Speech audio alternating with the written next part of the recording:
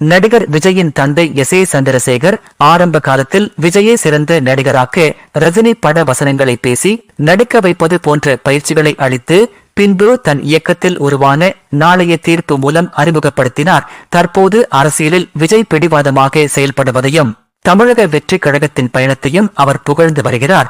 விஜய் நடிப்பில் ஆர்வம் காட்டிய போது எஸ். ஏ. சந்திரசேகர் ஆரம்பத்தில் தயங்கினாலும் விஜய் ரஜினிகாந்தின் அண்ணாமலை பட வசனத்தை பேசி தன் திறமையை நிரூபித்த பிறகு அவருக்கு வாய்ப்பளித்து தொடர்ந்து தனது இயக்கத்தில் பல படங்களில் நடிக்க வைத்தார்.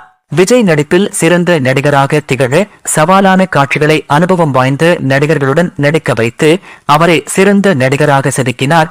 விஜய் தனது தமிழக வெற்றி கழக கட்சி மூலம் அரசியல் பயணத்தை வெற்றிகரமாக தொடங்கியிருப்பதை தந்தை எஸ். ஏ. சந்திரசேகர் விஜயின் உறுதியான குணத்தை கொண்டு நிச்சயம் வெற்றி பெறுவார் என ஆதரிக்கிறார். தற்போது இருவருக்கும் இடையே பேசுவது குறைவு என்றாலும் விஜய் எடுக்கும் முடிவுகள் மற்றும் தமிழக வெற்றி கழகத்தின் வளர்ச்சி குறித்து எஸ். ஏ. சந்திரசேகர் வெளிப்படையாக தனது கருத்துக்களை கூறி வருகிறார். அவர் விஜயை ஒரு சிறந்த நடிகராக மாற்றியதில் பெரும் பங்காற்றியுள்ளார். ஆனால் அரசியல் கட்சி தொடங்கிய பிறகு தற்போது விஜய் அவருடன் இணக்கமாக இல்லாதது விஜய்க்கு பின்னடைவாக பார்க்கப்படுகிறது.